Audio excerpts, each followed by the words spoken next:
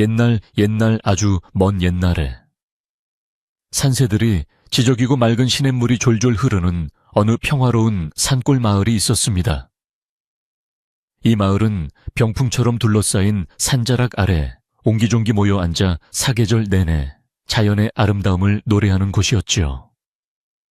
봄이면 연분홍 진달래가 흐드러지게 피어나고 여름이면 울창한 숲이 시원한 그늘을 만들어주어 지나가는 나그네의 발길을 붙잡곤 했습니다.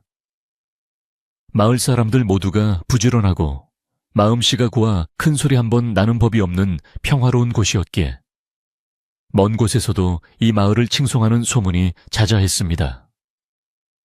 특히 마을 한복판에 자리 잡은 기와집은 그 집주인의 성품만큼이나 단정하고 기품 있는 모습으로 마을의 자랑거리가 되었답니다. 그 기와집의 주인은 김대감이라 불리는 분이었는데 성품이 온화하고 배려심이 깊어 아랫사람들을 자식처럼 아끼기로 유명했습니다. 대감댁 마당에는 늘 가난한 이웃들을 위한 곡식 주머니가 놓여 있었고 길 잃은 과객에게도 따뜻한 밥상을 차려주는 넉넉한 인심이 살아 숨 쉬고 있었습니다. 대감의 부인인 마님 또한 현숙하고 자비로운 성품을 지녀 마을 아낙네들에게 큰 존경을 받았지요. 이 집은 단순히 부유한 양반집이 아니라 고통받는 이들에게는 안식처가 되고 배고픈 이들에게는 희망이 되는 그런 따뜻한 공간이었습니다.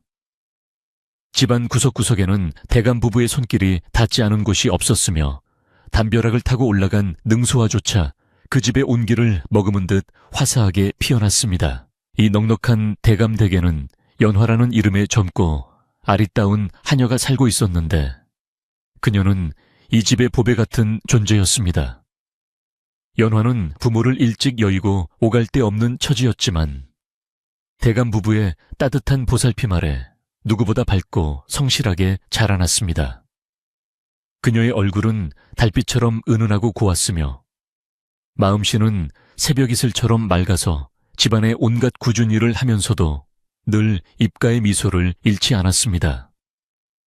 연화는 새벽 달기 울기도 전에 일어나 우물가에서 물을 깃고 마당을 쓸며 하루를 시작했는데 그녀가 지나간 자리는 늘 정갈하게 정돈되어 있었습니다.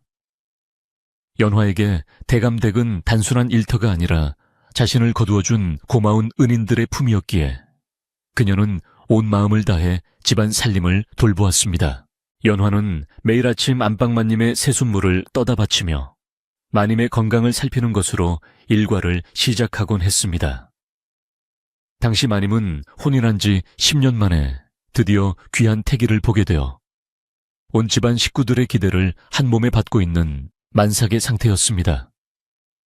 연화는 마님이 조금이라도 불편할까봐 잠자리를 세심히 살피고 입맛에 맞는 음식을 준비하며 정성을 다했습니다.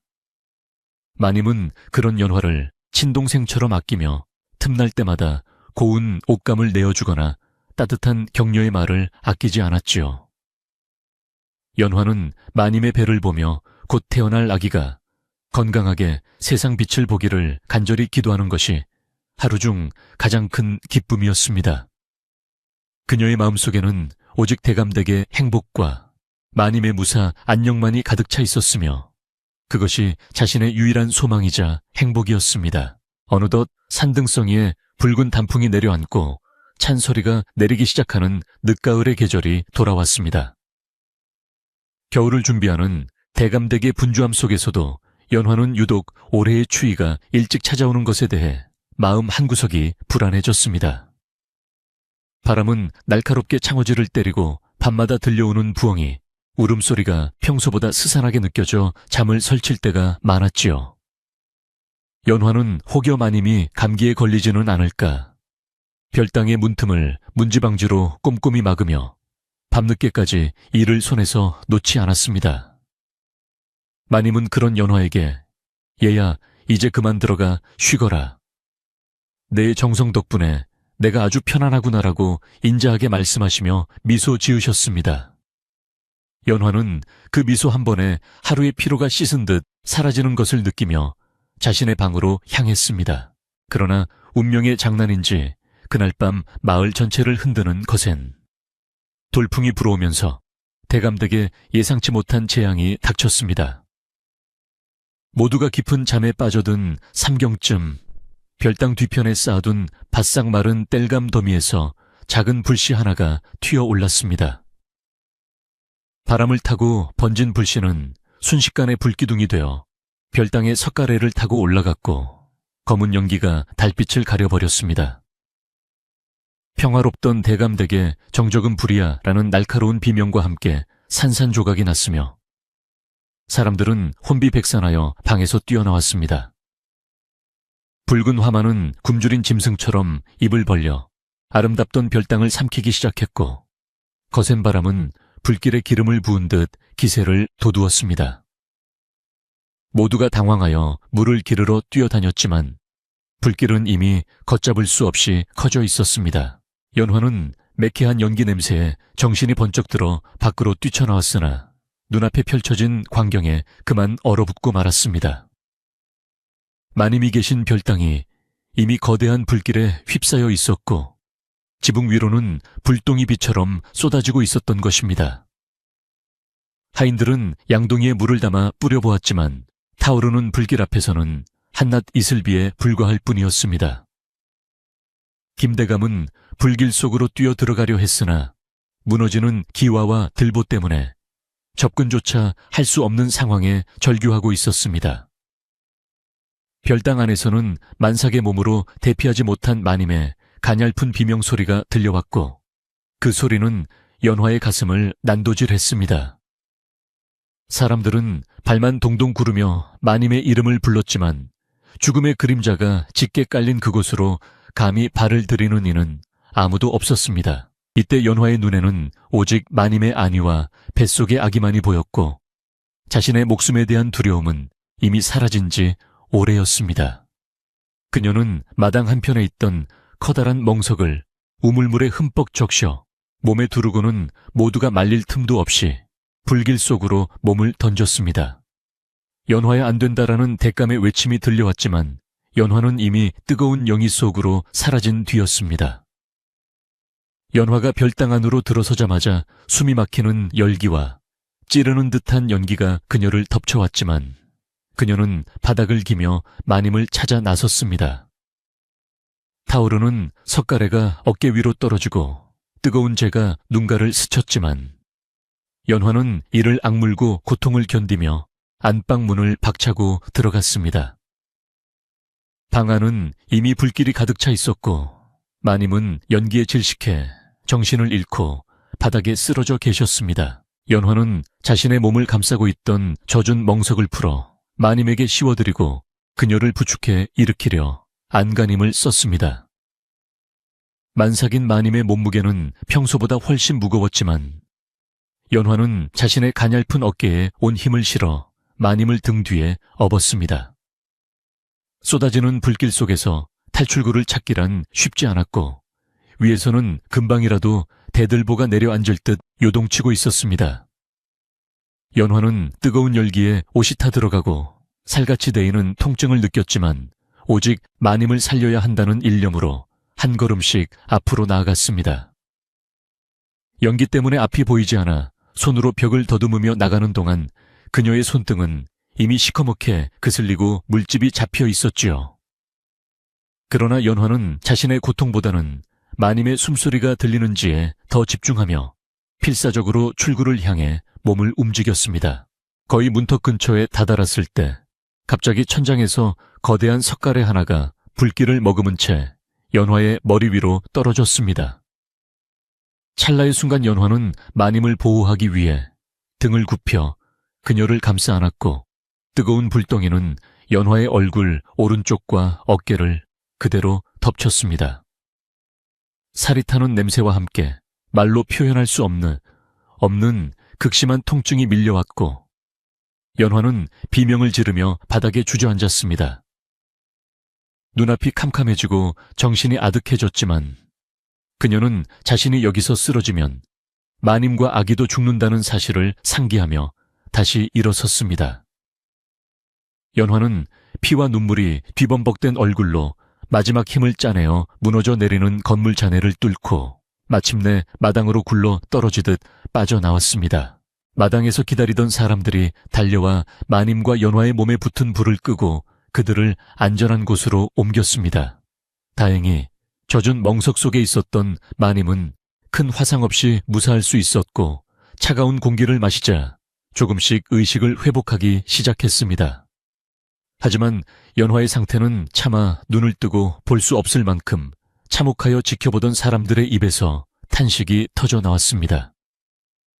그녀의 고왔던 얼굴, 절반은 시커멓게 타버렸고 살갗은 붉게 짓물러 원래의 형체를 알아보기 힘들 정도였습니다.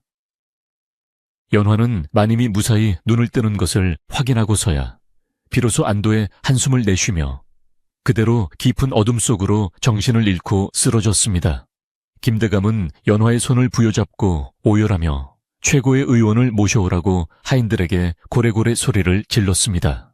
화재는 진압되었으나 평화롭던 대감댁은 순식간에 수라장이 되었고 별당은 흔적도 없이 사라져 잿더미만 남았습니다.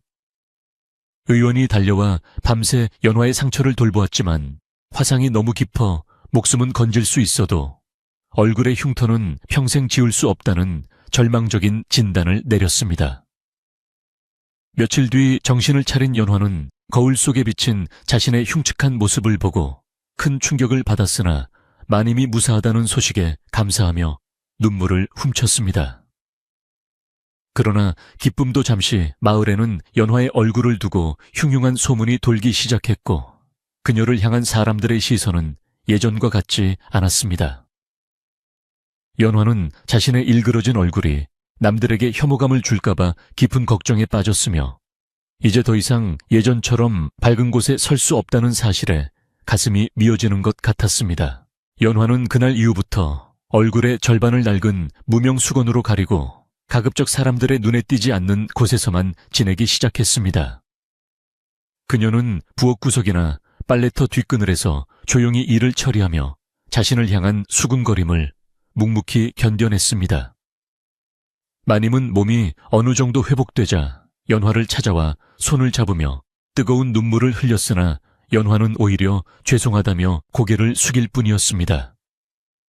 너의 이 흉터는 세상 그 어떤 보석보다 아름다운 훈장이란다라는 마님의 위로에도 불구하고 연화의 마음속에는 이미 깊은 그림자가 드리워져 있었습니다. 그녀는 자신이 구한 생명이 소중한 만큼 자신이 잃어버린 평범한 소녀로서의 삶에 대해 남모를 슬픔을 느끼며 긴 밤을 눈물로 지새우곤 했습니다. 한편 대감댁에는 화재 이후 집안 살림을 돕겠다며 찾아온 박씨라는 인물이 있었는데 그는 김대감의 먼 친척뻘 되는 사내였습니다. 박씨는 겉으로는 인자한 척 행동했으나 속으로는 대감댁의 재산을 가로챌 궁리만 하는 탐욕스러운 인간이었습니다. 그는 연화가 마님을 구한 일로 집안에서 영웅 대접을 받는 것을 몹시 시기하였으며 그녀를 내쫓아야 자신의 계획이 순탄하리라 생각했습니다. 박씨는 하인들 사이를 다니며 불귀신이 붙어 얼굴이 저 모양이 된 것이다라며 연화가 집안에 재앙을 불러올 화근이라고 유언비어를 퍼뜨렸습니다. 어리석은 하인들은 박씨의 말에 현혹되어 연화가 지나갈 때마다 재수가 없다며 소금을 뿌리거나 대놓고 면박을 주기 시작했습니다. 연화는 박씨의 괴롭힘과 사람들의 냉대 속에서도 결코 불평하거나 원망하는 말을 내뱉지 않았습니다. 그녀는 예전보다 더 열심히 마당을 쓸고 솥을 닦으며 자신의 자리를 지켰지만 마을 사람들 사이에서 그녀는 이미 불길한 하녀로 낙인 찍혀 있었습니다. 어느 날 우물가에서 물을 깃던 연화에게 한 마을 아낙네가 다가와 너 같은 흉측한 년이 이 집에 있으니 불이 난 게 아니냐며 매몰차게 쏘아붙였습니다. 연화는 가슴이 무너지는 듯한 통증을 느꼈지만 그저 고개를 숙이고 조용히 물동이를 머리에 이고 돌아설 뿐이었습니다. 그녀의 눈에서는 소리 없는 눈물이 흘러내렸지만 흉터 때문에 일그러진 뺨 위에서는 그 눈물조차 차갑게 느껴질 뿐이었습니다. 대감댁의 살림을 총괄하던 참모 할멈은 이런 연화의 처지를 누구보다 안타깝게 지켜보고 있었습니다. 할멈은 예전에 대궐에서 산전수전을 다 겪은 지혜로운 노인이었기에 박 씨의 간악한 속셈을 진작에 간파하고 있었지요. 어느 날 밤 할멈은 홀로 부엌 아궁이 앞에 앉아 불을 쬐고 있는 연화에게 다가가 따뜻한 고구마 하나를 건네며 곁에 앉았습니다. 할멈은 낮은 목소리로 사람의 눈은 속일 수 있어도 하늘의 눈은 결코 속일 수 없는 법이란다라며 연화의 거친 손을 꼭 쥐어주었습니다. 연화는 할멈의 따뜻한 손길에 참아왔던 울음을 터뜨렸고 할멈은 그녀의 머리를 쓰다듬으며 진실은 언젠가 반드시 밝혀질 것이니 조금만 더 견뎌보자고 달래주었습니다. 시간이 흘러 겨울바람이 더욱 매서워지고 마님의 산달이 코앞으로 다가오자 집안의 분위기는 더욱 긴박해졌습니다. 박 씨는 이 기회를 틈타 연화를 도둑으로 몰아 확실하게 내쫓을 계획을 세우고 몰래 연화의 짐 속에 금가락지를 숨겨놓았습니다. 그는 대감에게 연화의 행실이 의심스러우니 방을 조사해봐야 합니다라고 거듭 주장하며 연화를 범죄자로 몰아쓰려 했습니다.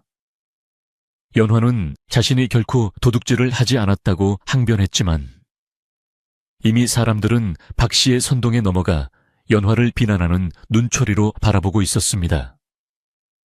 김대감은 곤혹스러운 표정으로 연화를 바라보았으나 차마 그녀를 믿지 못한다는 말을 내뱉지는 못하고 깊은 고민에 빠져들었습니다. 연화는 억울함에 가슴이 터질 것 같았지만 지금 당장 자신을 증명할 길이 없다는 사실에 절망하며 자신의 방으로 돌아와 짐을 정리했습니다.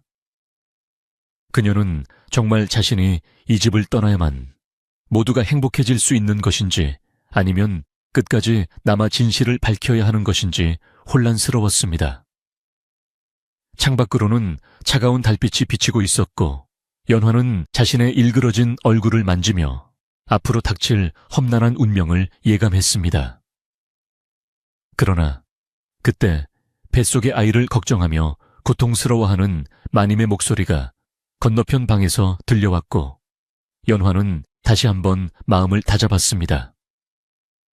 마님이 무사히 아이를 낳으실 때까지는 결코 이 집을 떠날 수 없다는 강한 의지가 그녀의 마음속에서 피어오르기 시작한 것입니다. 한편 박 씨는 자신의 계획이 뜻대로 흘러가지 않자 외부의 불량한 무리들과 내통하여 대감댁의 곳간을 털 계획까지 세우고 있었습니다. 그는 연화에게 모든 죄를 뒤집어 씌우고 자신은 재물을 챙겨 멀리 달아날 속셈이었으나 연화는 우연히 박 씨의 수상한 움직임을 포착하게 되었습니다. 연화는 밤마다 잠을 줄여가며 박 씨가 누구와 만나는지 어디로 향하는지를 유심히 관찰하였고 그가 마을 밖의 사내들과 비밀스러운 대화를 나누는 것을 목격했습니다. 연화는 박 씨가 단순히 자신을 괴롭히는 것을 넘어 이 집안 전체를 무너뜨리려 한다는 사실을 깨닫고 큰 충격에 빠졌습니다. 그녀는 이제 자신만의 문제가 아니라 대감댁의 안위를 위해 움직여야 할 때임을 직감했습니다. 연화는 다음날 새벽 일찍 참모 할멈을 찾아가 자신이 목격한 사실을 소상히 전하며 도움을 요청했습니다. 할멈은 연화의 말을 듣고 안색이 변하며 박 씨가 정말 천인공노할 짓을 꾸미고 있다며 혀를 찼습니다. 두 사람은 박 씨의 음모를 밝혀내기 위해 대감에게 직접 말하기보다는 확실한 물증을 잡기로 결심하고 조용히 작전을 짰습니다. 연화는 박 씨의 눈을 피해 그의 방 근처를 살피며 그가 숨겨둔 이중 장부나 수상한 물건이 있는지 찾아보기로 했습니다. 위험한 일이었지만 연화는 대감댁을 지키기 위해서라면 목숨이라도 내놓겠다는 각오로 박 씨의 그림자를 쫓기 시작했습니다. 그녀는 조심스럽게 박 씨의 방 주변을 맴돌며 기회를 엿보았습니다. 며칠 뒤 박 씨가 집을 비운 틈을 타 연화는 조심스럽게 그의 방으로 스며들어 구석구석을 살피기 시작했습니다. 심장이 터질 듯이 뛰었지만 연화는 침착하게 서랍 속과 장판 밑을 뒤졌고 마침내 구석진 벽 틈새에서 두툼한 서류 뭉치를 발견했습니다. 그것은 박 씨가 그동안 대감댁의 곡식을 빼돌려 팔아치운 내역이 고스란히 적힌 비밀 장부였으며 마을 사내들과 나눈 서신들도 포함되어 있었습니다. 연화는 떨리는 손으로 장부를 챙겨 나오려 했으나 그때 갑자기 방문이 열리며 박 씨가 험악한 표정으로 들어섰습니다. 박 씨는 연화의 손에 든 장부를 보고는 눈이 뒤집혀 연화의 멱살을 잡고 바닥으로 내팽개쳤습니다. 인연이 감히 내 방에 들어와서 도둑질을 하려느냐라며 박 씨는 오히려 큰 소리를 지르며 연화를 폭행하기 시작했습니다. 연화는 고통 속에서도 장부를 품에 꼭 안고 놓지 않았으며 박 씨의 발길질을 온몸으로 받아내며 버텼습니다. 소란을 듣고 달려온 하인들이 방 주위로 모여들자 박 씨는 연화가 자신의 돈을 훔치려 했다며 거짓 연기를 펼치기 시작했습니다. 연화는 입가에서 흐르는 피를 닦아내며 일그러진 얼굴로 박 씨를 노려보았고 그녀의 눈빛에는 예전의 나약함은 간데없이 강한 정의감이 서려 있었습니다. 사람들은 연화의 모습에 겁을 먹으면서도 그녀가 정말 도둑질을 한 것인지 의아해하며 수군거렸습니다. 이때 무거운 발걸음으로 김 대감이 현장에 나타났고 박 씨는 기다렸다는 듯 대감의 발치에 엎드려 연화의 죄를 고했습니다. 대감마님, 전현이 제 방에 몰래 들어와 재물을 탐내려다 저에게 들켰습니다. 당장 전현을 관가로 보내야 합니다라며 박 씨는 가식적인 눈물을 흘렸습니다. 연화는 대감의 눈을 똑바로 쳐다보며 품 안에서 구겨진 장부를 꺼내 대감의 앞에 조용히 내려놓았습니다. 그녀는 목이 메어 말이 잘 나오지 않았지만 마지막 힘을 다해 이것이 진실입니다라고 나직하게 읊조렸습니다. 대감은 의아한 표정으로 장부를 집어들었고 그 안에 적힌 내용을 하나하나 읽어나가기 시작했습니다. 장부를 넘기던 대감의 안색은 시간이 갈수록 창백해졌고 이내 분노로 부들부들 떨리기 시작했습니다. 장부에는 박 씨가 수년간 저질러온 온갖 비리와 화재 사건을 이용해 재산을 빼돌리려 한 계획이 명명백백하게 기록되어 있었기 때문입니다. 박 씨는 대감의 표정이 변하는 것을 보고 도망치려 했으나 이미 참모 할멈의 신호를 받은 장정들이 그의 앞을 가로막았습니다. 마을 사람들은 예상치 못한 반전에 모두 숨을 죽이며 대감의 입에서 나올 처분을 기다리고 있었습니다. 연화는 모든 긴장이 풀린 듯 그 자리에 쓰러졌고 대감은 장부를 내던지며 박 씨를 향해 호통을 쳤습니다. 내 이놈 감히 내 친척이라는 명분을 이용해 이런 추악한 짓을 저지르고도 모자라 은인을 모함하려 했느냐. 대감의 사자 후에 박 씨는 사시나무 떨듯 떨며 자리에 주저앉아 목숨만 살려달라 빌었습니다. 대감은 당장 박 씨를 결박하여 광에 가두고 날이 밝는 대로 관가로 넘기라 명령한 뒤 쓰러진 연화에게 다가갔습니다. 그는 연화의 상처투성이인 손을 잡으며 자신의 어리석음을 뉘우치고 미안함에 고개를 숙였습니다. 사람들은 이제야 연화의 일그러진 얼굴이 추한 괴물이 아니라 집안을 지켜낸 숭고한 헌신의 흔적이었음을 깨닫고 부끄러움에 고개를 들지 못했습니다.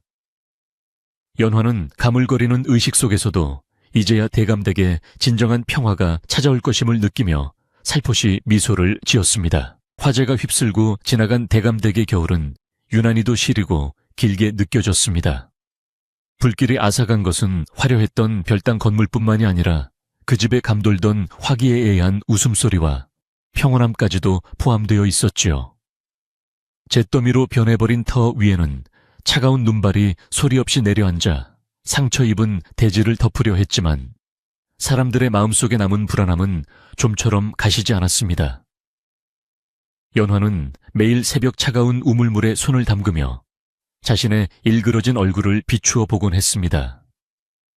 물결에 흔들리는 자신의 모습이 낯설고 두려워 그녀는 얼른 물을 길어 올리고는 수건으로 얼굴을 꽁꽁 싸매고 서둘러 자리를 피하곤 했습니다.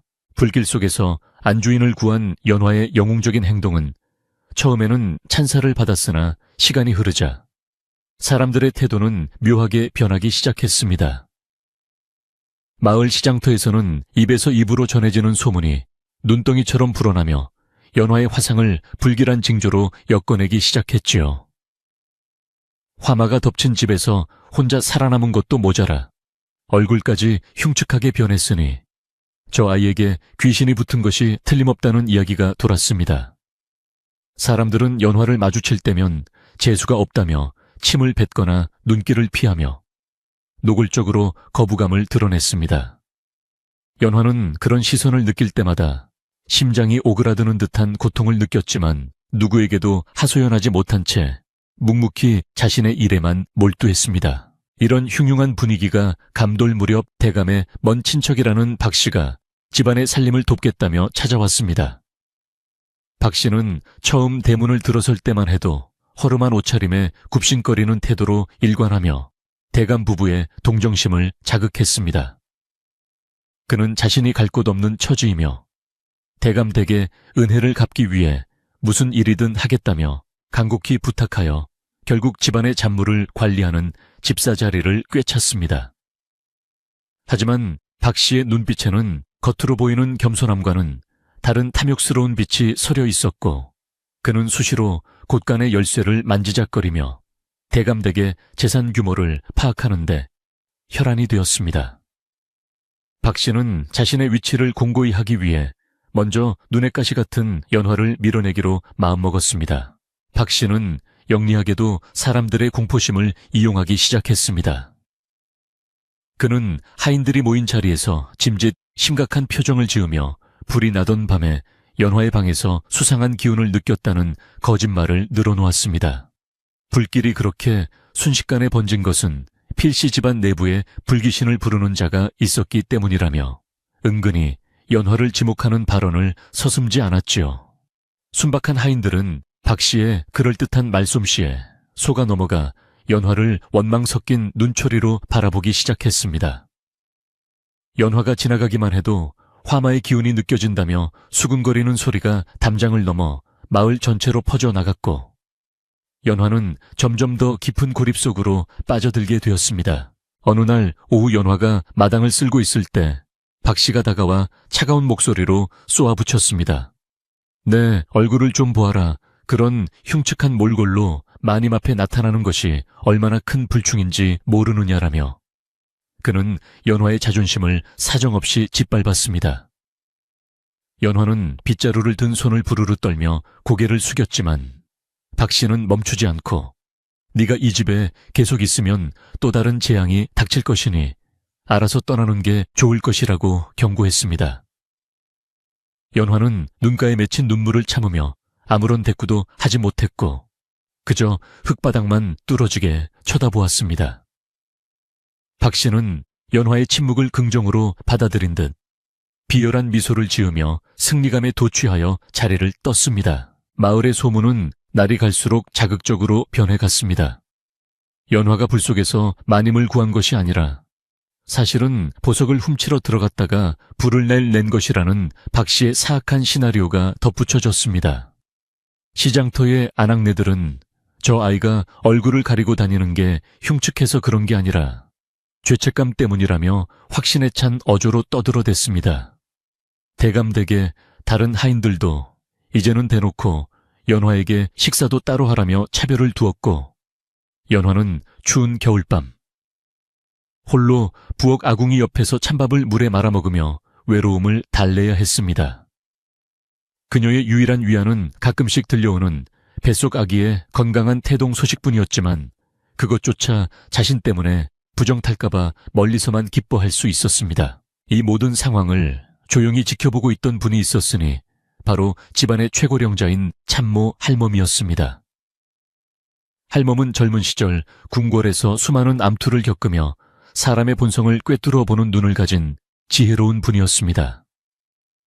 할멈은 박 씨가 들어온 이후부터 집안의 공기가 차갑고 불투명하게 변하는 것을 감지하고 있었으며 연화를 향한 소문들이 얼마나 터무니없는 것인지도 잘 알고 있었습니다. 할멈은 연화가 밤마다 홀로 울며 자신의 흉터를 어루만지는 것을 보며 가슴 아파했으나 아직은 때가 아님을 알고 기다렸습니다.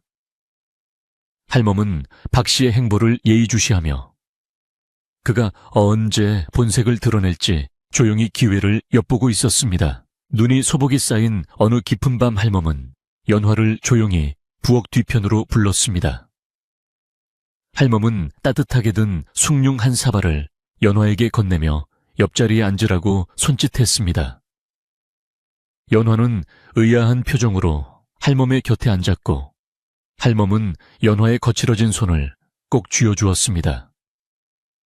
얘야, 세상에는 눈에 보이는 것보다 보이지 않는 진실이 더 무거운 법이란다라며 할멈은 낮은 목소리로 말을 시작했습니다.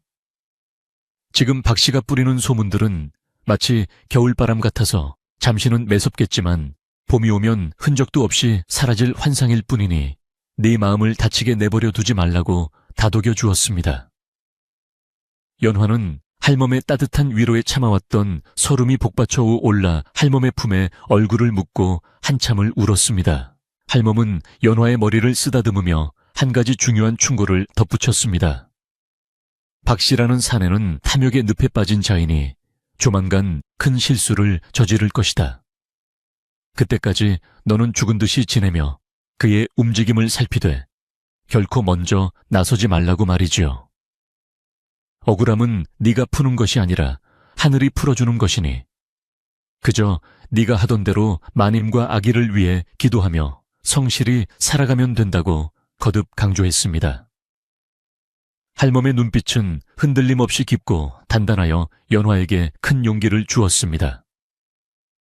연화는 비로소 자신이 혼자가 아니라는 사실을 깨닫고 다시금 마음을 다잡으며 차가운 밤 공기를 깊이 들이마셨습니다. 박 씨의 횡포는 날이 갈수록 심해져 이제는 대감의 눈을 피해 곡간의 곡식을 조금씩 빼돌리기 시작했습니다. 그는 마을의 질 나쁜 상인들과 내통하며 대감댁의 재산을 자신의 주머니로 옮기는 대담한 범죄를 저지르고 있었습니다. 그는 자신의 비리를 감추기 위해 연화에게 더 가혹한 일을 시키며 그녀가 실수하기만을 기다렸습니다.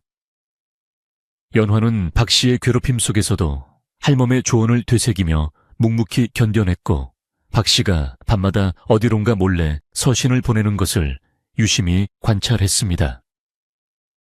연화는 박 씨가 단순히 자신을 쫓아내려는 것 이상으로 이 집안의 근간을 흔들려 한다는 것을 직감하고 더욱 경계심을 늦추지 않았습니다. 어느 날 대감댁 대문 앞에 낯선 사내들이 나타나 박 씨와 은밀한 대화를 나누는 모습이 포착되었습니다. 그들은 험상궂은 인상을 하고 있었으며 박 씨에게 무엇인가를 요구하는 듯 위협적인 자세를 취하고 있었습니다. 연화는 담벼락 뒤에 숨어 그들의 대화를 엿들으려 했으나 바람 소리가 거세어 정확한 내용은 알 수 없었지만 분위기만큼은 심상치 않음을 느꼈습니다. 박 씨는 사내들에게 황급히 주머니 하나를 건네주며 달래는 듯 보였고 그들이 떠난 뒤에도 한참 동안 불안한 기색으로 주위를 살폈습니다. 연화는 박 씨가 큰 잘못을 저지르고 있다는 확실한 증거를 잡기 위해 그가 머무는 방 주변을 더 세심히 살피기로 마음먹었습니다. 마을 사람들 사이에서도 이제는 박 씨의 평판이 엇갈리기 시작했습니다. 처음에는 그를 인자한 선비처럼 보았으나 점차 하인들을 대하는 거만한 태도와 유독 연화를 괴롭히는 잔인함에 의문을 품는 이들이 생겨난 것입니다. 시장터의 노인 중 한 분은 김대감 같은 분의 친척이라기에 믿었는데 행실이 영 믿업지 못하다며 혀를 찼습니다. 하지만 박 씨는 이미 대감의 두터운 신임을 얻고 있었기에 아무도 대놓고 그를 비판하지 못했습니다. 대감은 박 씨가 가져오는 거짓 장부를 믿고 집안의 모든 권한을 그에게 일임하다시피 했으며 연화에 대한 소문도 박 씨의 말대로 믿어버리는 실수를 범하고 있었습니다.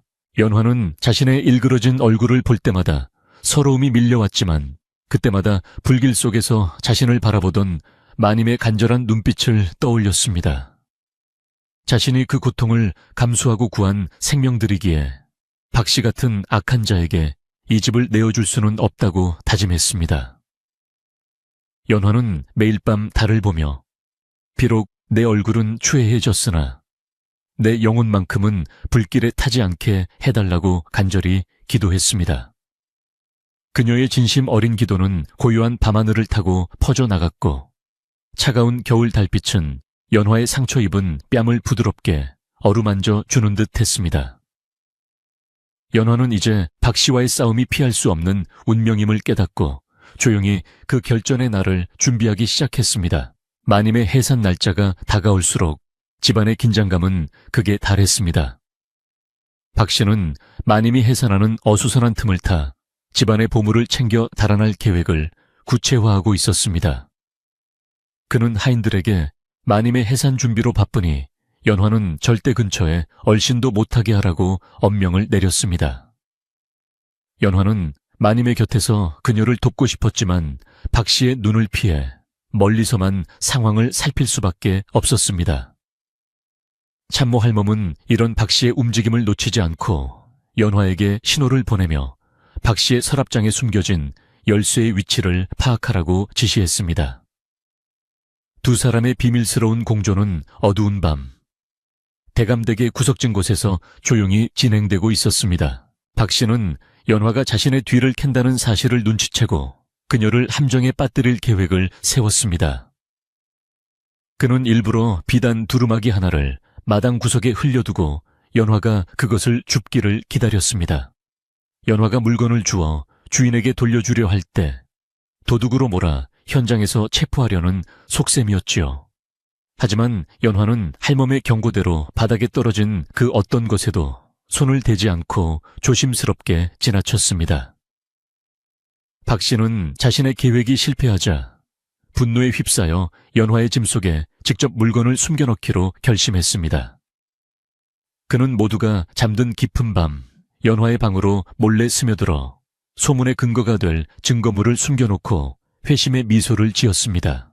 다음 날 아침 박 씨는 대감을 모시고 하인들을 마당에 집합시켰습니다. 그는 집안에 도둑이 든 것 같다며 전수조사를 해야 한다고 주장했고 자연스럽게 연화의 방부터 수색하기 시작했습니다. 연화는 당황스러운 표정으로 자신의 방이 뒤져지는 것을 지켜보았고 박 씨는 기다렸다는 듯 연화의 베개시 속에서 은비녀 하나를 꺼내 보였습니다. 이 비녀는 대감마님이 소중히 여기시던 물건이 아니냐며 박 씨는 승리한 장수처럼 소리를 질렀습니다. 대감은 믿기지 않는다는 눈으로 연화를 바라보았고 마을 사람들도 역시 저 아이가 범인이었다며 손가락질을 퍼부었습니다. 연화는 억울함에 목이 메어 말도 나오지 않았지만 할멈의 눈빛을 보며 평정심을 찾으려 애썼습니다. 이때 참모 할멈이 나서며 대감마님께 조용히 말씀드렸습니다.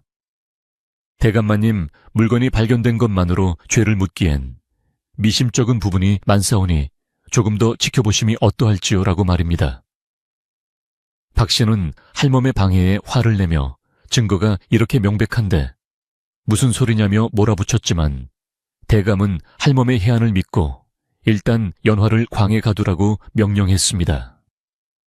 연화는 차가운 광 속에 갇혀서도 원망하기보다는 박 씨가 방심한 사이 진실을 밝힐 기회를 찾고자 했습니다.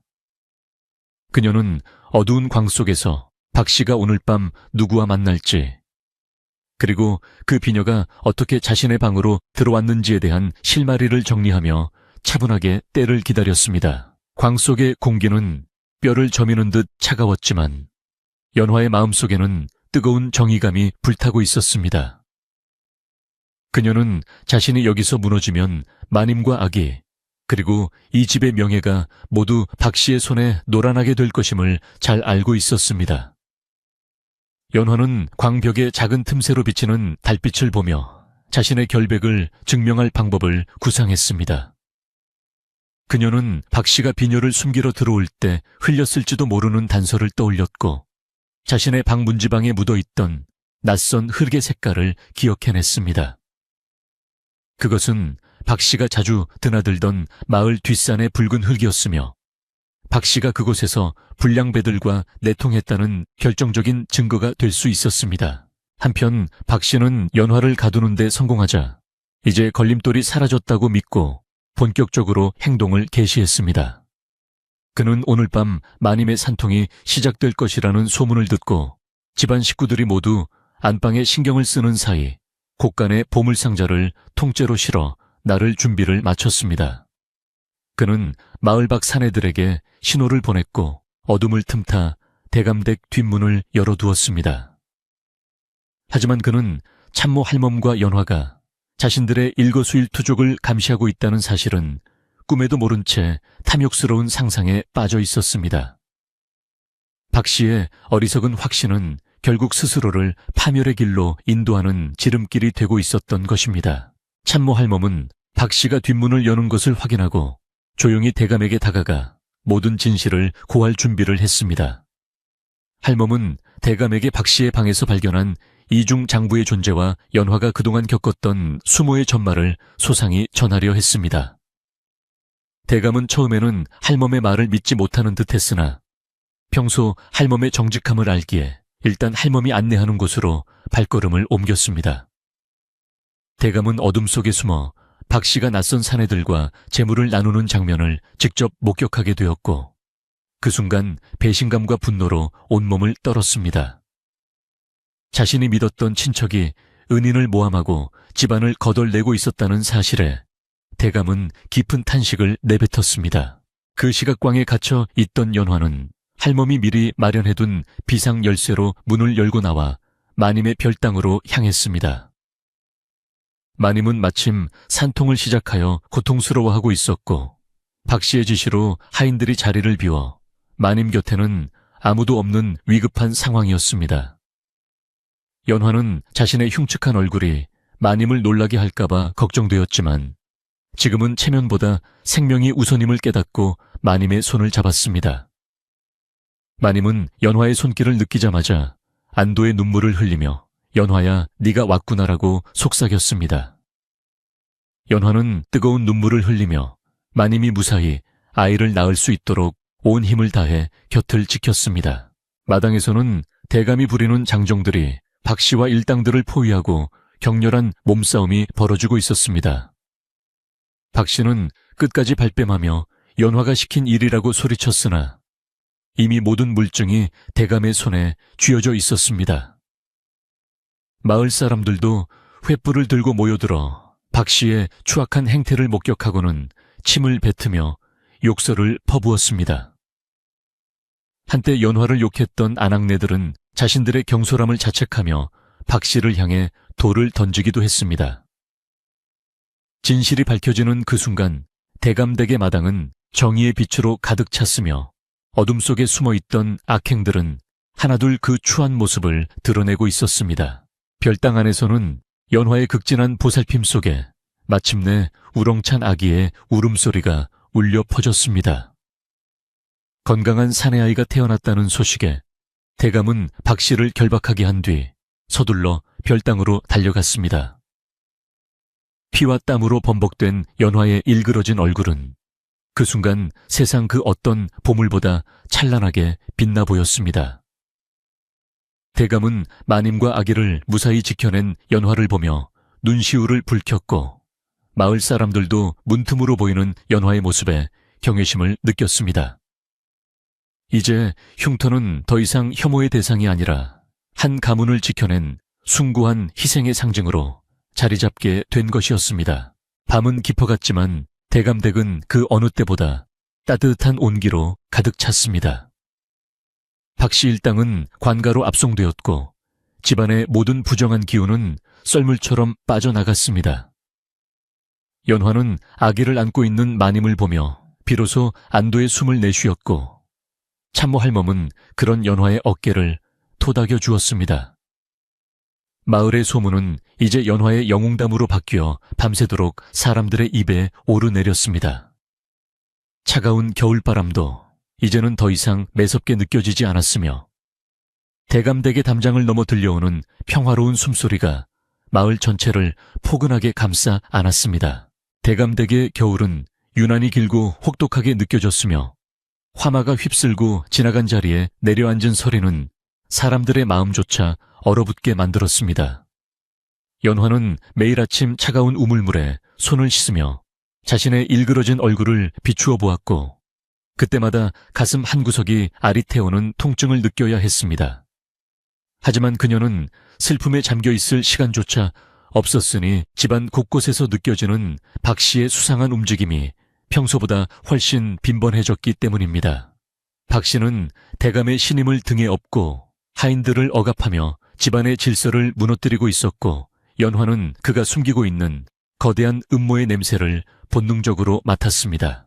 어느 날 밤 연화는 부엌 아궁이에 잔불을 정리하다가 문득 뒷마당 쪽에서 들려오는 나직한 사람들의 목소리를 듣고 발걸음을 멈추었습니다.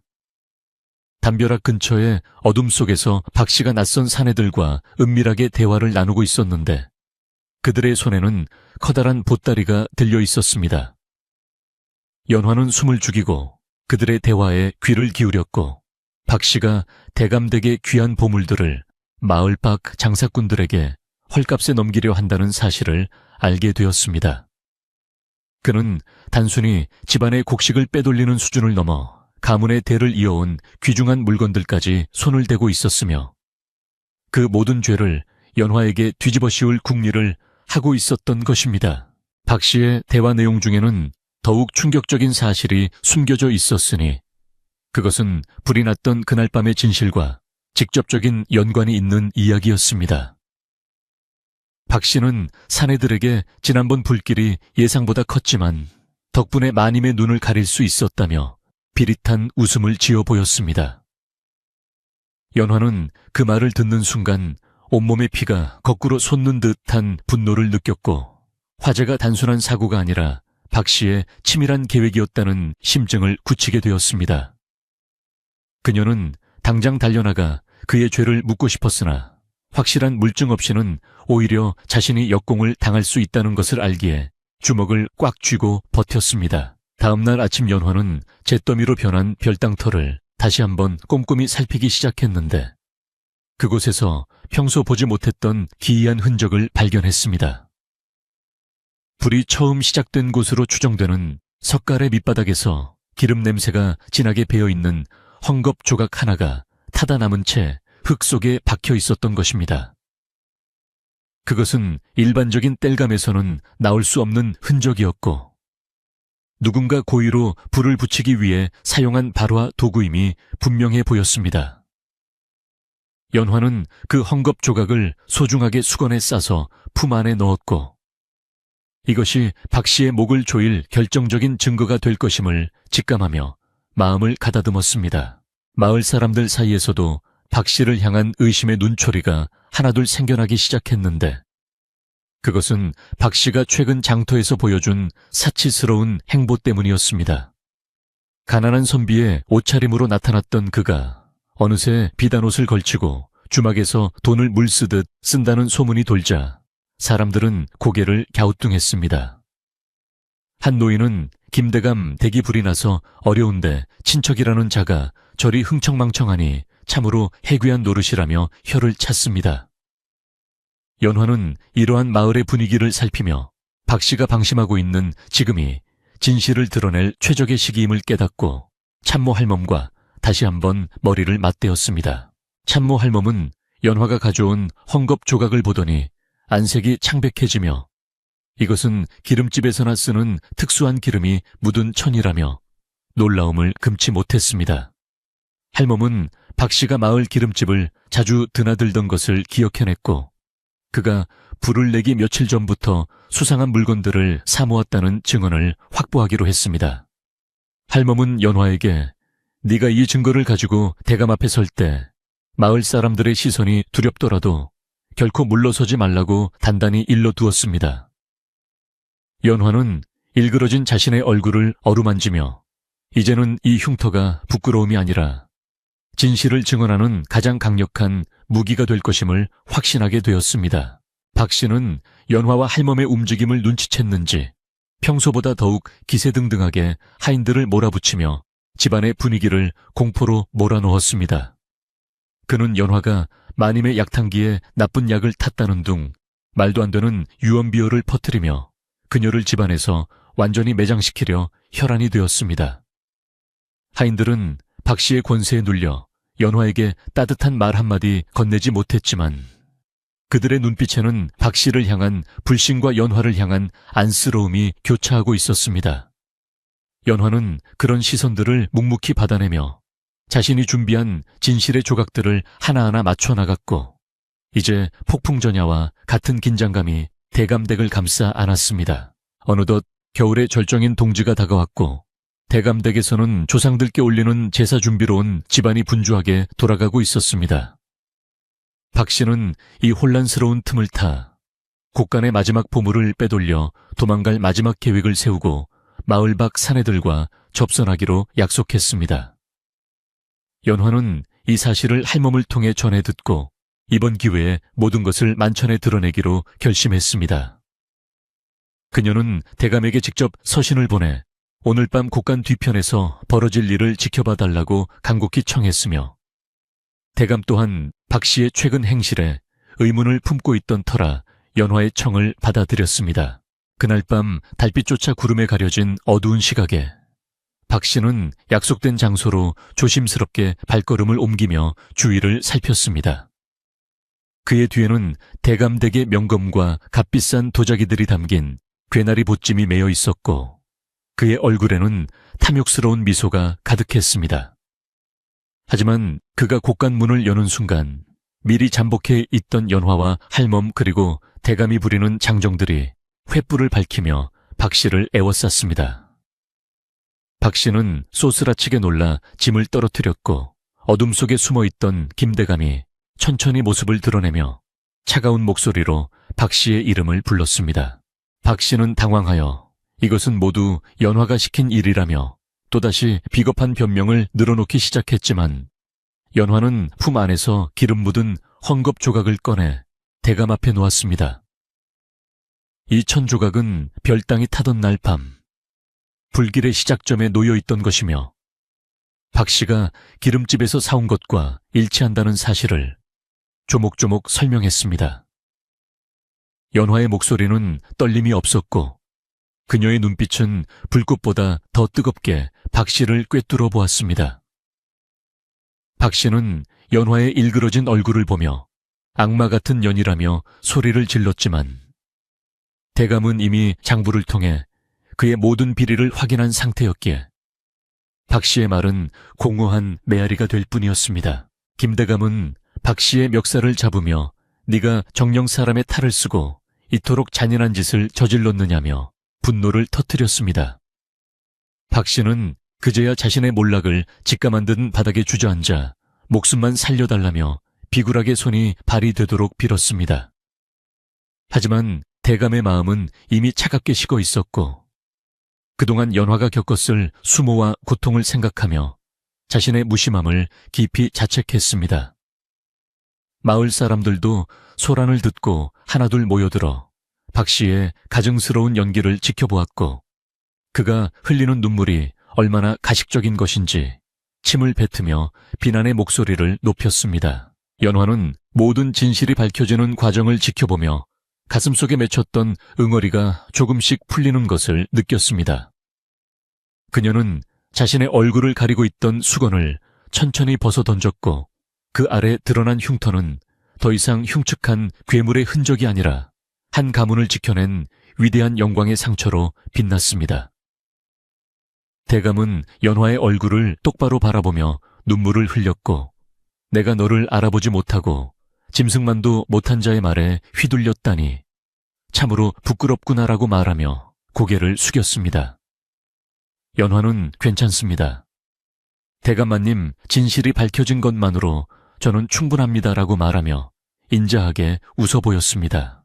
박 씨는 그 자리에서 장정들에게 포박당의 광화로 압송될 준비를 마쳤고, 그가 훔치려 했던 보물들은 다시 곡간으로 돌아갔습니다. 한때 연화를 의심하고 손가락질했던 하인들은 그녀 앞에 다가와 차마 고개를 들지 못한 채 용서를 구했습니다.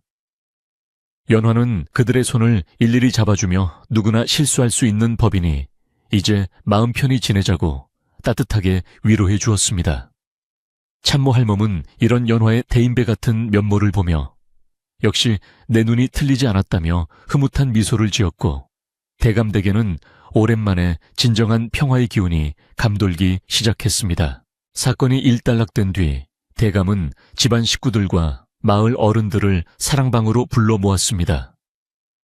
그는 박 씨의 죄상을 낱낱이 공개하고 연화의 공을 공식적으로 치하하며 그녀에게 합당한 예우를 다하겠다고 선포했습니다.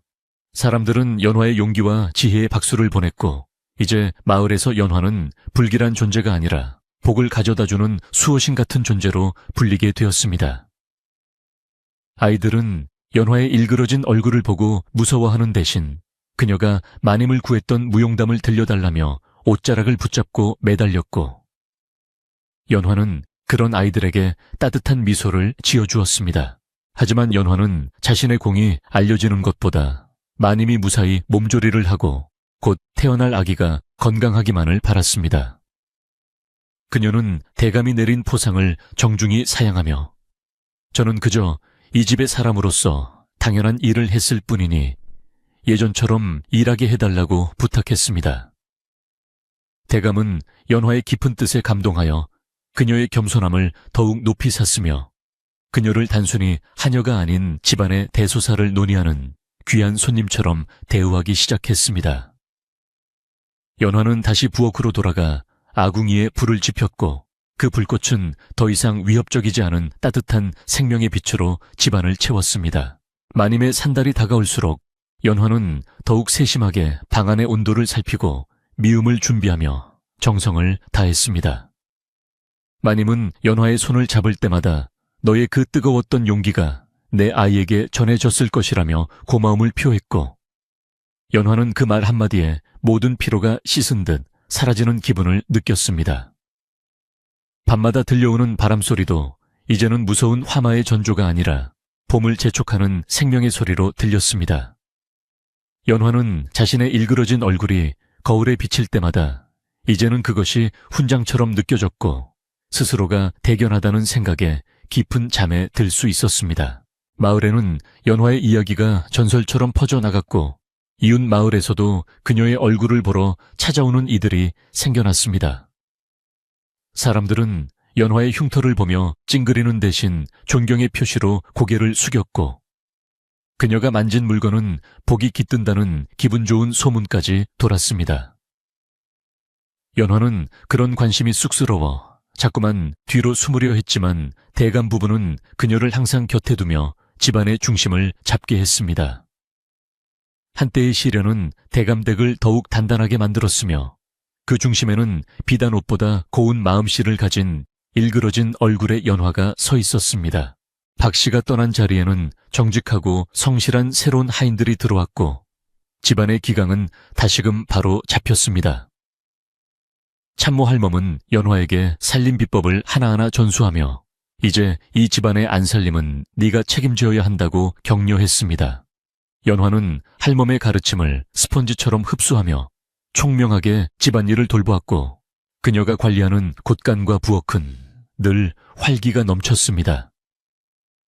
대감댁에 담벼락 위로 하얀 눈이 소복이 쌓이는 날에도 연화의 마음속에는 빨간 장미꽃처럼 화사한 희망이 피어오르고 있었으며 그것은 그 어떤 화마도 태울 수 없는 영원한 불꽃이었습니다. 대감은 연화의 억울함을 풀어주기 위해 마을 어귀에 그녀의 공을 기리는 작은 비석을 세울까도 생각했으나 연화는 조용히 사는 것이 더 좋다며 극구 만류했습니다.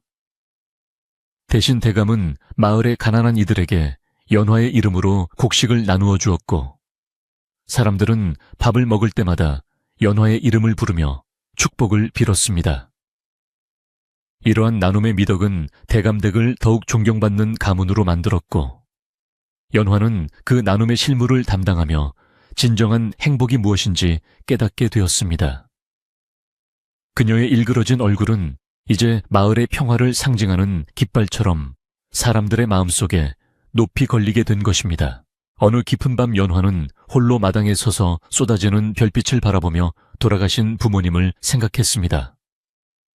비록 얼굴은 망가졌지만 정직하고 용기 있게 살았으니 부모님도 하늘에서 기뻐하실 것이라 믿으며 그녀는 가슴 깊이 안도의 숨을 내쉬었습니다.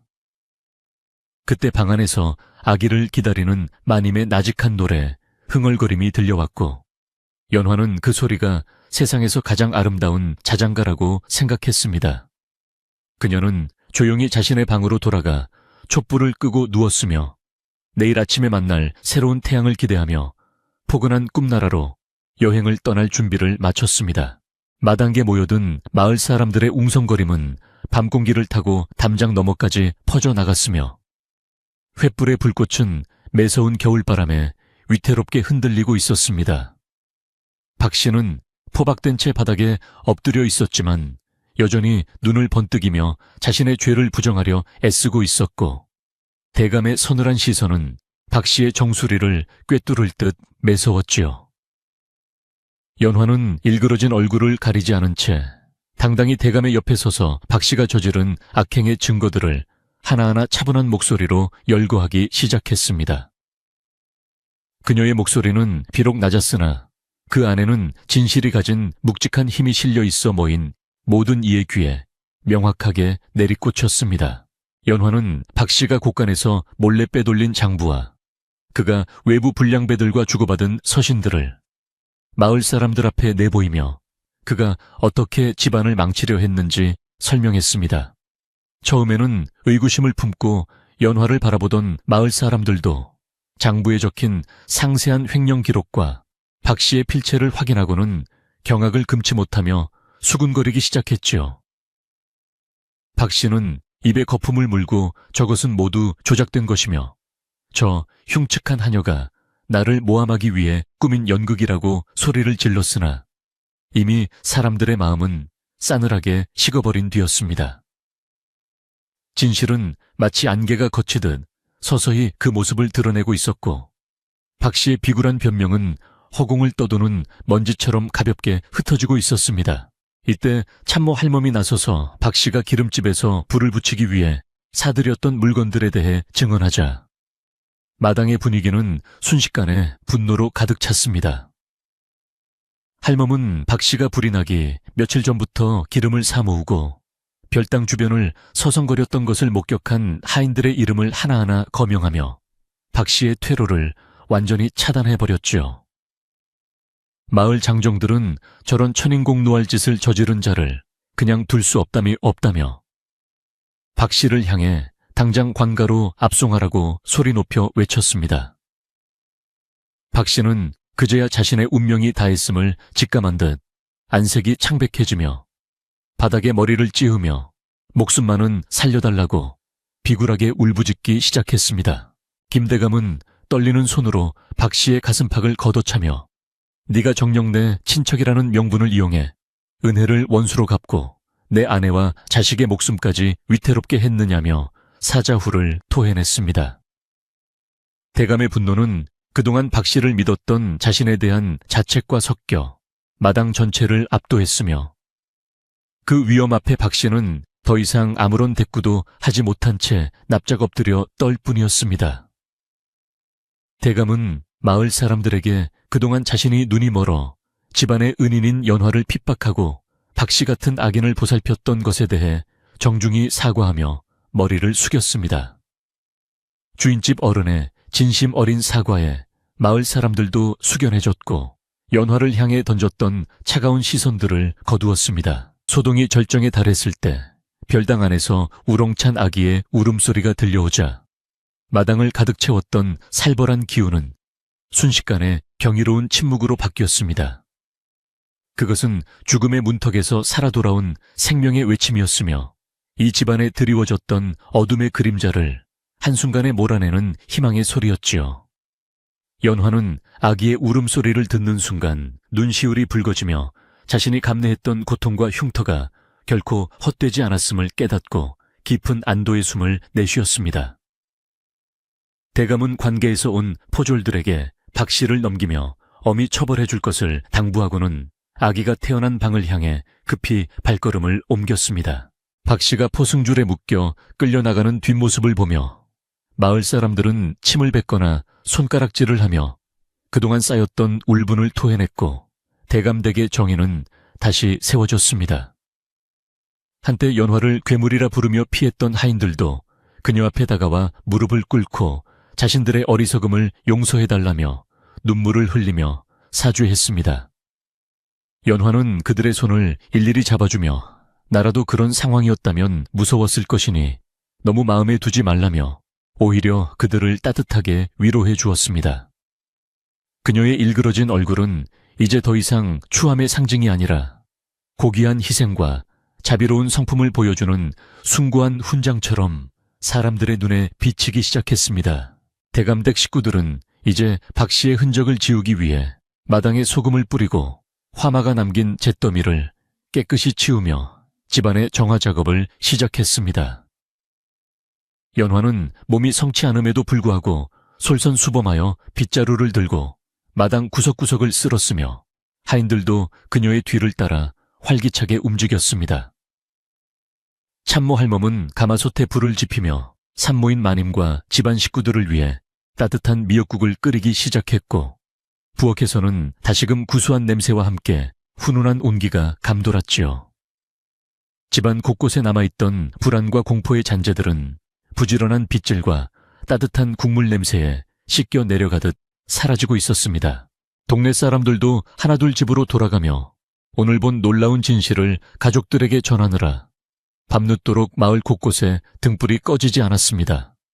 이제 연화는 마을의 영웅이 되었으며 그녀의 흉터는 아이들에게 용기와 헌신을 가르치는 살아있는 전설이 되어 대대손손 전해질 준비를 마쳤습니다. 사람들은 박 씨 같은 악인이 벌을 받고 연화 같은 의인이 보상받는 세상을 보며 다시금 정의의 소중함을 깨달았고 마을의 공동체 의식은 더욱 단단해졌습니다.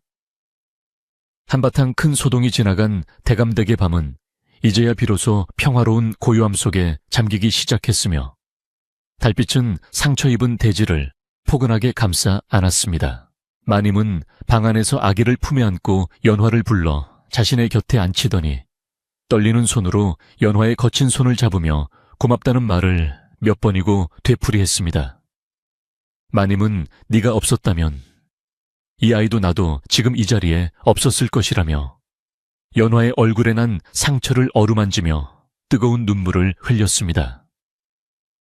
연화는 자신의 흉터가 마님의 손길에 닿자 마치 봄눈 녹듯 마음속의 슬픔이 사라지는 것을 느꼈고 마님과 아기의 건강한 모습을 보며 진심으로 행복해했습니다. 대감 또한 곁에서 그 모습을 지켜보며 연화에게 평생의 은혜를 갚겠다고 약속하였고 집안의 분위기는 그 어느 때보다 화목하고 따뜻하게 무르익어 갔습니다. 다음 날 아침 대감댁 마당에는 햇살이 찬란하게 내리쬐었으며 눈 덮인 장독대 위로는 까치들이 날아와 기쁜 소식을 전하듯 지저귀였습니다. 연화는 정갈하게 세수를 하고 얼굴을 수건으로 가리는 대신 당당히 드러낸 채 부엌으로 향했고 그녀를 마주치는 모든 이들이 정중하게 인사를 건넸습니다.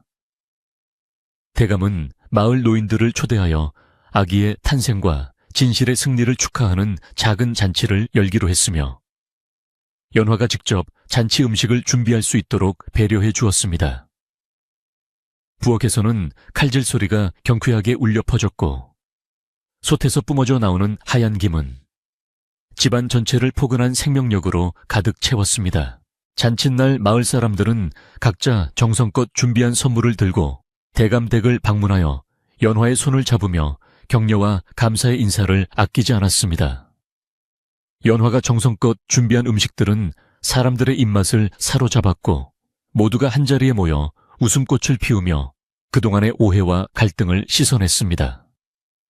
박 씨가 저질렀던 악행은 이제 경계해야 할 교훈으로 남았고 연화의 희생은 본받아야 할 덕목으로 칭송받으며 잔치 분위기는 절정에 달했습니다. 사람들은 연화의 얼굴을 보며 더 이상 찡그리지 않았으며 오히려 그 상처를 볼 때마다 경외심을 느끼며 그녀를 존중하는 태도를 보였습니다. 잔치가 끝난 뒤 연화는 조용히 우물가에 앉아 시원한 물 한 사발을 들이켜며 지나온 시간들을 되돌아보았습니다. 뜨거운 불길 속으로 뛰어들던 순간부터 억울한 누명을 쓰고 광에 갇혔던 일까지 마치 꿈결처럼 느껴졌으나 지금 손바닥에 느껴지는 거친 흉터만이 그것이 현실이었음을 증명해주고 있었습니다. 하지만 그녀의 마음은 그 어느 때보다 가벼웠으며 이제 더 이상 숨어 지내지 않아도 된다는 사실이 가장 큰 보상처럼 다가왔습니다.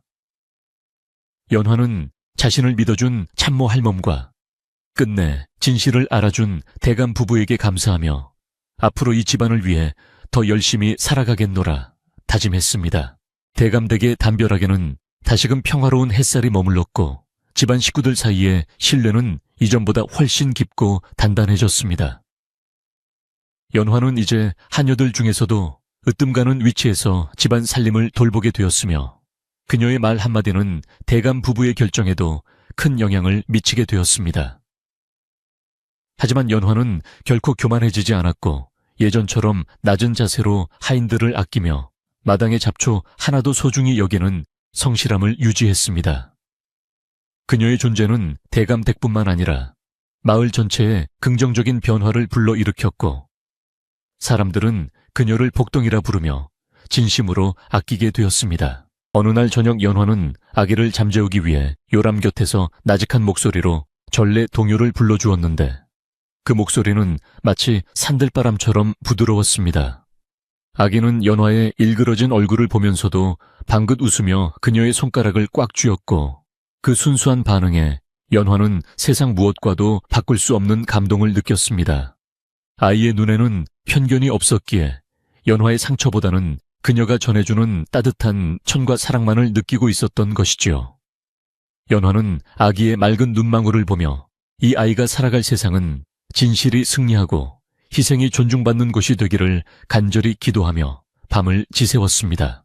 대감댁의 곳간은 다시금 풍성하게 채워졌으며 박씨가 빼돌렸던 재산들도 관가의 도움으로 대부분 회수되어 가문의 명예를 되찾았습니다. 대감은 회수된 재산 중 일부를 떼어 연화의 이름으로 마을의 병든 이들과 고아들을 돕는 약방을 세우는 데 기부하였고 연화는 틈틈이 그곳을 방문하여 봉사했습니다. 사람들은 약방을 연화당이라 부르며 그녀의 자비로운 마음씨를 기렸고 그곳은 마을 사람들의 몸과 마음을 치유하는 따뜻한 안식처가 되었습니다. 연화의 흉터는 이제 고통의 흔적이 아니라 치유와 희망의 상징으로 승화되어 마을 사람들의 가슴속에 깊이 각인되었습니다. 세월이 흘러도 연화가 보여준 그 밤의 용기는 마을 사람들의 이야깃거리가 되어 찬바람 부는 겨울밤이면 화로 주변에 모여 앉은 아이들에게 들려줬습니다. 아이들은 무서운 화마 속에서도 주인을 구한 용감한 하녀 이야기를 들으며 자신들도 그런 정의로운 사람이 되겠노라 다짐하곤 했지요. 연화는 어느새 집안의 큰 어른이 되어 머리가 희끗해졌지만 여전히 인자한 미소로 손자 같은 하인들을 다독이며 집안의 기강을 바로잡았습니다. 그녀의 일그러진 얼굴은 세월의 주름과 섞여 오히려 기품 있는 노년의 아름다움을 뿜어냈으며 대감댁의 명성은 날로 높아져 갔습니다. 집안의 마당에는 연화가 구했던 그 아기가 어느새 늠름한 청년으로 자라나 연화를 할머니처럼 따르며 극진히 모시는 풍경이 펼쳐졌습니다. 청년은 자신의 목숨을 구해준 연화의 은혜를 한시도 잊지 않았으며 그녀가 걷는 길에 돌멩이 하나라도 있을까봐 늘 앞서서 살피는 효심을 보였습니다. 대감 부부 또한 노년의 평화를 누리며 연화와 함께 차를 마시고 옛날 이야기를 나누는 것을 가장 큰 즐거움으로 삼았습니다. 한때의 화제는 모든 것을 앗아갈 뻔한 재앙이었으나 진실과 용기를 통해 가문을 더욱 견고하게 만든 축복의 통로가 되었던 것입니다. 연화는 매일 밤 잠자리에 들기 전 조상들께 감사의 기도를 올리며 자신의 삶이 이토록 풍성해진 것에 대해 겸손한 마음을 잃지 않았습니다. 그녀는 비록 육체적인 고통과 외모의 변화를 겪었지만 그로 인해 얻은 영혼의 성숙함과 사람들의 진심 어린 사랑이 훨씬 더 크다는 것을 잘 알고 있었습니다. 밤하늘의 별들은 연화의 머리 위에서 반짝이며 그녀의 평온한 잠자리를 지켜주었고 대감댁의 기와지붕 아래로는 행복한 숨소리가 끊이지 않았습니다. 세상의 모든 어둠은 빛 앞에 물러가고 고통은 시간이 지나면 아름다운 추억의 걸음이 된다는 진리를 연화의 삶은 온몸으로 증명하고 있었습니다. 마을의 분위기도 연화의 영향으로 인해 서로 돕고 배려하는 문화가 정착되어 흉년이 들어도 굶는 이가 없는 인심, 좋은 고장으로 소문이 났습니다. 사람들은 어려운 일이 생길 때마다 연화에게 조언을 구하러 왔으며 그녀는 특유의 지혜와 차분함으로 사람들의 갈등을 해결해주는 마을의 정신적 지주 역할을 했습니다. 한때 그녀를 모함했던 박 씨의 이야기는 이제 아무도 입에 올리지 않는 불미스러운 기억이 되었고 대신 연화의 이름만이 마을의 자부심으로 남았습니다. 진정한 아름다움은 거울 속에 있는 것이 아니라 타인을 위해 자신을 던지는 뜨거운 가슴 속에 있음을 모두가 인정하게 된 것입니다. 이제 대감댁의 마당은 더 이상 화재의 공포가 서린 곳이 아니라 아이들의 웃음소리와 따뜻한 인심이 넘쳐나는 축복의 공간으로 탈바꿈했습니다. 연화는 가끔 별땅터에 새로 지은 정제에 앉아 지는 노을을 바라보며 인생의 덧없음과 동시에 그 안에 깃든 영원한 가치들에 대해 사색하곤 했습니다. 그녀의 얼굴에 남은 흉터는 노을빛을 받아 붉게 물들며 마치 찬란한 꽃잎처럼 보였으며 지켜보는 이들의 마음을 뭉클하게 만들었지요. 이야기는 이제 절정을 지나 고요한 마무리로 향하고 있었으며 연화의 삶은 마을 역사의 가장 아름다운 한 페이지로 기록될 준비를 하고 있었습니다. 한때의 소란과 갈등은 모두 지나갔고 남은 것은 서로에 대한 깊은 신뢰와 따뜻한 애정뿐이었습니다. 연화는 오늘 하루도 무사히 마감할 수 있음에 감사하며 부엌 아궁이의 불씨를 조심스럽게 갈무리하고 자신의 방으로 향했습니다. 그녀의 발걸음은 가벼웠고 마음은 호수처럼 잔잔했으며 내일은 또 어떤 좋은 일들이 생길까 기대하는 소박한 꿈을 꾸며 자리에 누웠습니다. 대감댁의 모든 하인과 주인 식구들은 연화가 건네는 평온한 밤 인사를 들으며 안심하고 깊은 잠에 빠져들 수 있었고 마을의 밤은 그렇게 깊어만 갔습니다. 어둠 속에서도 연화의 방에서 새어나오는 은은한 등잔불 빛은 마치 길 잃은 나그네를 인도하는 등대처럼 따스하게 느껴졌습니다. 그 빛은 절망 속에서도 희망을 잃지 않았던 한 소녀의 굳건한 의지를 상징하는 듯 했으며 지나는 바람조차 그 빛을 꺼뜨리지 않으려 조심스럽게 비껴갔습니다. 연화는 잠들기 직전 자신의 손등에 난 화상 흉터를 어루만지며 속삭였습니다. 고맙다 나를 지켜주어서 그리고 내가 사랑하는 사람들을 지키게 해주어서라고 말이지요. 그녀의 목소리는 밤 공기에 녹아들어 평화로운 자장가가 되었고 온 마을은 그 포근한 울림 속에 하나가 되어 깊은 안식에 들었습니다. 눈이 시리도록 푸른 겨울 하늘 아래 대감댁의 마당은 어제의 소란이 무색할 만큼 정갈하게 정돈되어 있었습니다. 밤새 내린 눈은 세상을 하얗게 덮어 모든 상처를 보듬어 안으려는 듯 포근하게 내려앉았고 처마 끝에 매달린 고드름은 아침 햇살을 받아 영롱한 보석처럼 빛나고 있었지요. 집안 곳곳에는 다시금 평화로운 온기가 감돌기 시작했으며 하인들은 밝은 표정으로 마당을 쓸고 물을 기르며 각자의 일에 몰두했습니다. 박 씨가 머물던 방은 이제 말끔히 치워져 흔적조차 남지 않았고 그 자리를 대신한 것은 서로를 향한 따뜻한 눈길과 깊은 신뢰의 공기뿐이었습니다.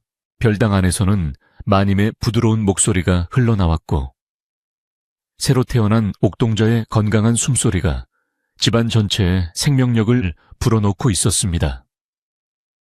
아기는 마치 온 집안의 축복을 독차지하려는 듯 우렁차게 울다가도 연화가 곁에 다가오면 신기하게도 울음을 뚝 그치고 방긋 웃음을 지어 보였지요. 연화는 아직 화상의 고통이 가시지 않았지만 아기의 맑은 눈망울을 볼 때마다 가슴 깊은 곳에서 샘솟는 기쁨에 자신의 상처조차 잊어버리곤 했습니다.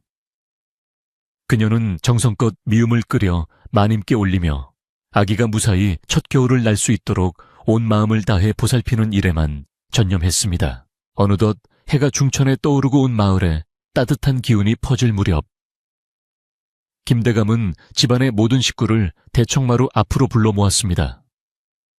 대감은 평소보다 더욱 정갈한 의관을 갖추고 엄숙한 표정으로 마루 위에 앉아 있었으며 그의 옆에는 참모 할멈과 몇몇 어른들이 함께 자리하고 있었지요. 마을 사람들도 대감댁에 기쁜 소식이 있다는 말을 듣고 하나둘 담장 너머로 고개를 내밀며 무슨 일이 일어날지 호기심 어린 눈으로 지켜보았습니다. 집안의 분위기는 장엄하면서도 따스한 기대감으로 가득 찼으며 모두의 시선은 부엌 한쪽에서 조용히 걸어 나오는 연화에게로 향했습니다. 연화는 자신의 일그러진 얼굴이 여전히 쑥스러워 고개를 숙인 채 천천히 대청마루 앞으로 걸어 나갔으며 그녀의 손은 긴장으로 인해 가늘게 떨리고 있었습니다. 사람들은 연화의 흉터를 보며 더 이상 얼굴을 찌푸리지 않았고 오히려 그 상처가 얼마나 깊은 용기와 사랑의 증거인지를 새삼 깨달으며 존경의 눈빛을 보냈지요. 대감은 연화가 마당 한가운데에 서자 천천히 자리에서 일어나 계단을 내려와 그녀의 앞으로 다가갔습니다. 연화는 대감의 갑작스러운 행동에 당황하여 어쩔 줄 몰라 하며 땅바닥만 바라보았고 마당에 모인 하인들은 숨을 죽이며 대감의 다음 행동을 기다리고 있었습니다. 이때 김대감은 모두가 지켜보는 앞에서 갑자기 허리를 깊숙이 숙이더니 연화를 향해 정중하게 절을 올리기 시작했습니다. 양반 신분인 대감이 하녀인 연화에게 무릎을 꿇고 절을 하는 광경은 그 자리에 있던 모든 사람을 큰 충격에 빠뜨렸으며 마당에는 적막함마저 감돌았지요. 대감은 바닥에 손을 짚고 고개를 숙인 채 떨리는 목소리로 연화야. 네가 우리 가문의 대를 잇게 해주고 내 소중한 아내의 목숨을 구했으니 너는 우리 집의 하녀가 아니라 생명의 은인이다라고 진심을 다해 말했습니다. 대감의 목소리에는 깊은 회한과 고마움이 교차하며 듣는 이들의 심금을 울렸습니다. 연화는 대감의 절을 받자마자 깜짝 놀라 땅바닥에 엎드리며 대감마님, 이게 무슨 말씀이십니까? 어서 일어나십시오. 저는 그저 해야 할 일을 했을 뿐입니다라고 울먹이며 대감을 말리려 했습니다. 하지만 대감은 절을 마칠 때까지 자세를 흐트러뜨리지 않았으며 오히려 고개를 들어 연화의 눈을 똑바로 바라보며 이제부터 너를 내 수양딸로 삼아 평생 가족처럼 모실 것이라고 선포했지요. 마을 사람들은 대감의 파격적인 결단에 박수를 치며 환호했고 하인들도 이제야 연화가 합당한 대우를 받게 된 것에 기뻐하며 눈물을 훔쳤습니다. 진정한 신분은 태어날 때 정해지는 것이 아니라 행동으로 증명되는 것임을 보여준 순간이었습니다. 방 안에서 몸조리를 하던 마님도 문을 열고 나와 그 광경을 지켜보며 연화야, 이제 너는 내 친동생이나 다름없단다. 우리 아이가 자라서 너를 고모라 부르며 따를 날이 머지않았구나라고 인자하게 말씀하셨습니다. 마님의 눈에는 연화의 일그러진 얼굴이 아니라 그 뒤에 숨겨진 천사 같은 마음씨가 비치고 있었으며 그녀의 목소리는 연화의 상처받은 영혼을 부드럽게 감싸 안았습니다. 연화는 평생 받아보지 못한 큰 사랑과 인정에 가슴이 벅차올라 한참 동안 눈물을 흘렸고 그녀의 흉터 위로 떨어지는 눈물방울은 아침 햇살을 받아 수정처럼 맑게 빛났습니다. 참모 할멈은 곁에서 허허 웃으며 역시 하늘은 스스로 돕는 자를 돕는 법이지. 이제 연화 내 인생에도 꽃길만 펼쳐질 것이니 마음껏 기뻐하거라라고 덕담을 건넸습니다. 할멈은 박씨 때문에 고생했던 지난 날들을 떠올리며 연화의 손을 꼭 쥐어주었고 그 따뜻한 천의 연화는 비로소 자신이 정말로 안전하고 사랑받는 곳에 있음을 실감하게 되었습니다. 대감은 하인들에게 오늘 하루는 모든 일을 쉬고 마을 사람들과 함께 성대한 잔치를 벌이라 명하였으며 국간의 문을 활짝 열어 가난한 이웃들에게 곡식을 넉넉히 나누어 주었습니다. 대감댁에서 시작된 나눔의 물결은 마을 전체를 훈훈하게 만들며 축제의 분위기로 이어졌지요. 마을 장정들은 커다란 가마솥을 마당 한가운데에 걸고 장작불을 지피기 시작했으며 아낙네들은 산더미처럼 쌓인 채소와 고기를 다듬으며 잔치 음식을 준비하느라 분주하게 움직였습니다. 솥에서는 구수한 고기, 국물 냄새와 달콤한 떡 지는 냄새가 어우러져 동네 끝까지 퍼져나갔고, 아이들은 신이 나서 마당을 뛰어다니며 연화의 이름을 연신 불러댔습니다. 연화는 이제 더 이상 부엌구석에 숨어 지내지 않고 사람들과 어울려 음식을 나누며 밝게 웃었고, 그녀의 웃음소리는 겨울바람조차 잠재울 만큼 청가하고 맑았습니다. 사람들은 연화가 건네는 막걸리 한 잔에 고마움을 표하며 그녀의 앞날에 축복이 가득하기를 빌어주었습니다. 잔치 한편에서는 마을 노인들이 모여 앉아 연화의 용맹함을 칭송하며 이번 일이 마을에 큰 교훈이 되었다고 입을 모아 이야기했습니다. 한 노인은 겉모습만 보고 사람을 판단하는 것이 얼마나 어리석은 일인지 연화가 몸소 보여주었다며, 앞으로 우리 마을에서는 외모로 사람을 차별하는 일이 없어야 한다고 강조했지요. 사람들은 고개를 끄덕이며 연화의 이야기를 자식들에게 들려주어 대대로 가르침으로 삼겠다고 약속했습니다.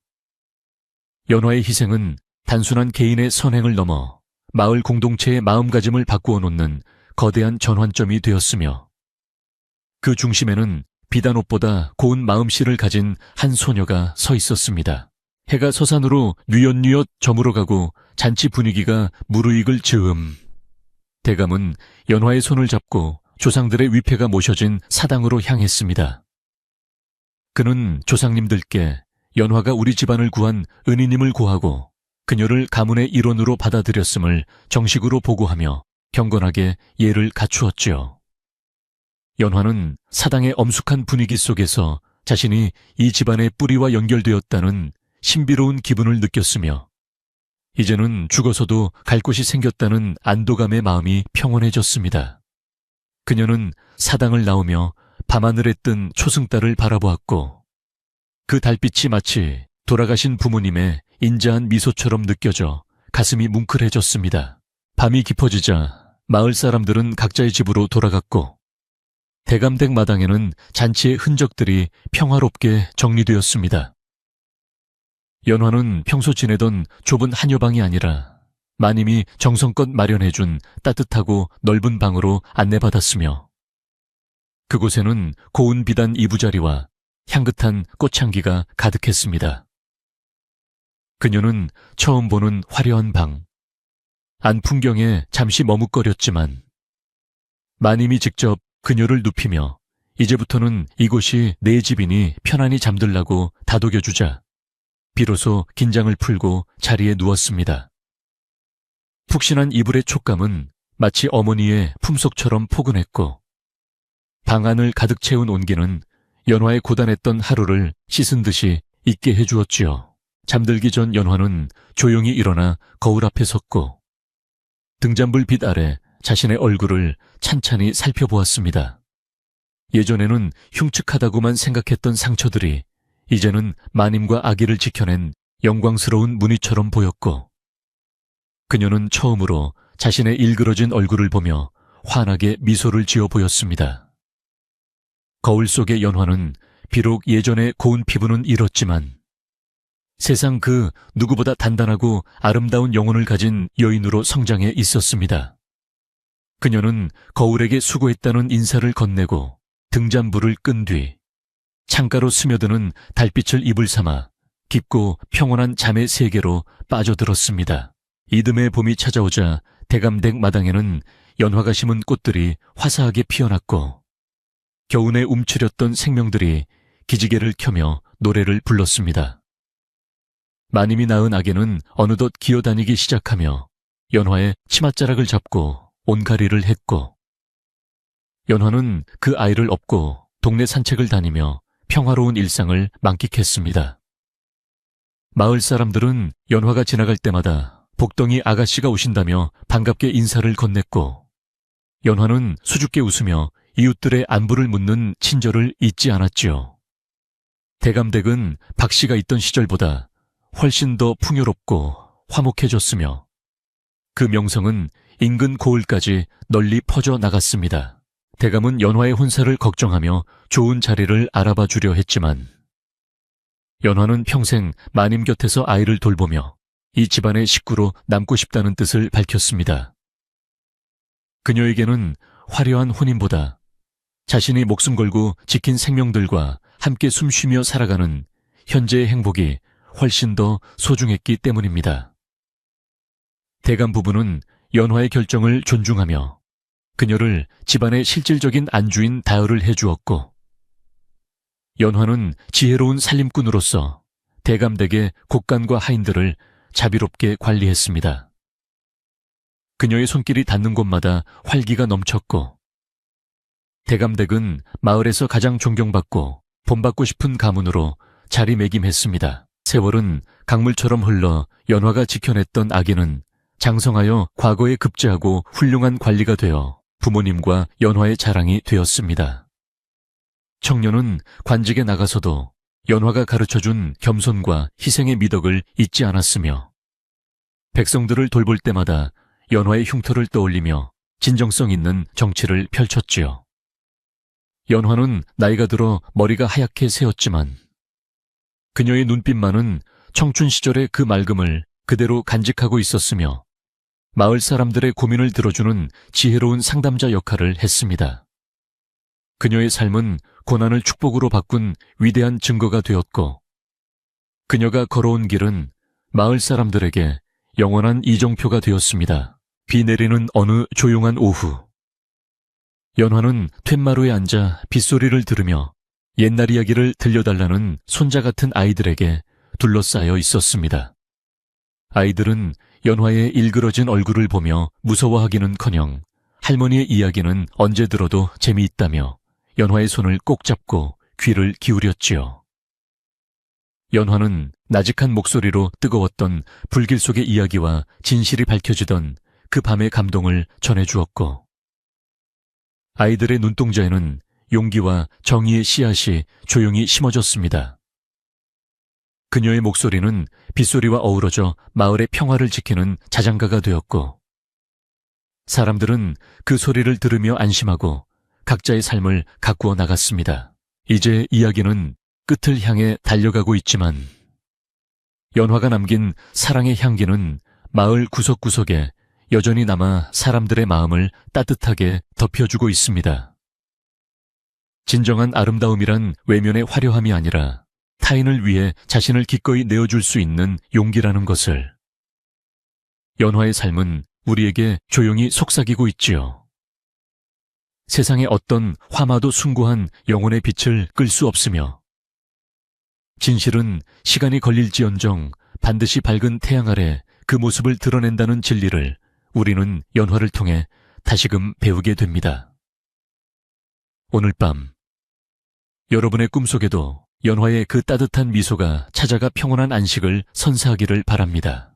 깊은 밤 산골 마을의 등불이 하나둘 꺼지고 대감댁의 기와 지붕 위로 은하수가 흐르는 풍경을 상상해 보십시오. 연화는 이제 자신의 소명을 다하고 편안한 마음으로 잠자리에 들었으며, 그녀의 곁에는 그녀가 지켜낸 수많은 생명의 고마운 숨소리가 가득합니다.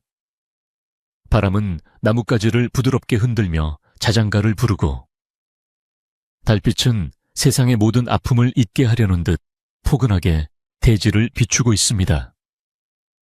여러분도 이제 모든 걱정과 근심을 내려놓고 연화가 느꼈던 그 평화로운 밤의 정취 속에 몸을 맡겨보시기 바랍니다.